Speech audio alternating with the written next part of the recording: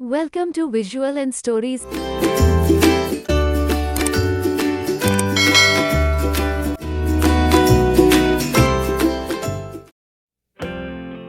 பிறந்த நாள் பரிசு. அன்று மன்னர் கிருஷ்ணதேவராயருக்கு பிறந்த நாள் விழா. நகரமெல்லாம் கோலாகலமாக இருந்தது.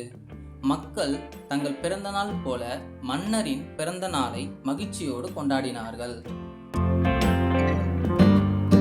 மறுநாள் சபையில் அரசருக்கு மரியாதை செலுத்துதல் நடந்தது.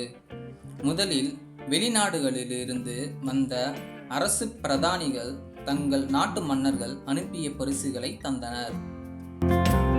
பிறகு அரசரின் நெருங்கிய நண்பர்கள் தங்கள் பரிசுகளை அளித்தனர். அப்போதுதான் பெரியதொரு பொட்டலத்துடன் தெனாலிராமன் உள்ளே நுழைந்தார். அவரை எல்லோரும் வியப்போடு பார்த்தனர். தெனாலிராமன் கொண்டு வந்த பரிசு பொட்டலம் மிக பெரிதாக இருந்ததால் அவையில் உள்ளவர்கள் ஆவலோடு என்ன பரிசு என்று எதிர்பார்த்ததால் அந்த பொட்டலத்தை பிரிக்கும்படி தெனாலிராமனிடம் கூறினார் அரசர். தெனாலிராமன் தயங்காமல் பொட்டலத்தை பிரித்தார். பிரிக்க பிரிக்க தாழை மடல்கள் காலடியில் சேர்ந்தனவே தவிர பரிசு பொருள் என்னவென்று தெரியவில்லை. அதனால் எல்லோரும் ஆவலுடன் கவனித்தனர். கடைசியில் மிகச் சிறிய பொட்டலமாக இருந்ததை பிரித்தார். அதில் நன்றாக பழுத்து காய்ந்த புளியம்பழம் ஒன்று இருந்தது. அவையினர் கேலியாக சிரித்தனர். அரசர் கையமர்த்தி சிரிப்பை அடங்கியவுடன் தெனாலிராமன் கொடுத்த பரிசு சிறியதாக இருக்கலாம், அதற்கு அவர் தரும் விளக்கம் பெரியதாக இருக்கும் என்றார். உடனே, ராமா, இந்த சிறிய பொருளை தேர்ந்தெடுத்ததற்கு காரணம் என்ன?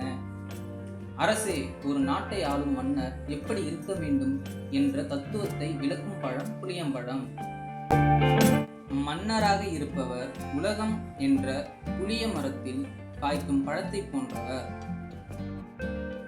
அவர் பழத்தின் சுவையைப் போல் இனிமையானவராகவும் அதே நேரத்தில் ஆசபாசங்கள் என்னும் புளியம்பழம் மூட்டில் ஒட்டாமலும் இருக்க வேண்டும்.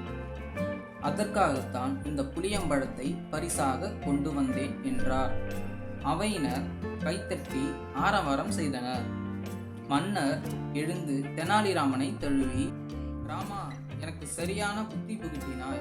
ஒரு பிறந்த நாள் விழாவிற்கு இத்தனை ஆடம்பரம் தேவையில்லை. இனி என் பிறந்த நாள் அன்று கோயில்களில் மட்டுமே அர்ச்சனை ஆராதனை செய்யப்பட வேண்டும். பணத்தை ஆடம்பரமாக செலவு செய்யக்கூடாது என உத்தரவிட்டார். அரசர் தனக்கு வந்த பரிசு பொருள்களில் விலை உயர்ந்தவற்றை எடுத்து தெனாலிராமனுக்கு பரிசாக தந்தார்.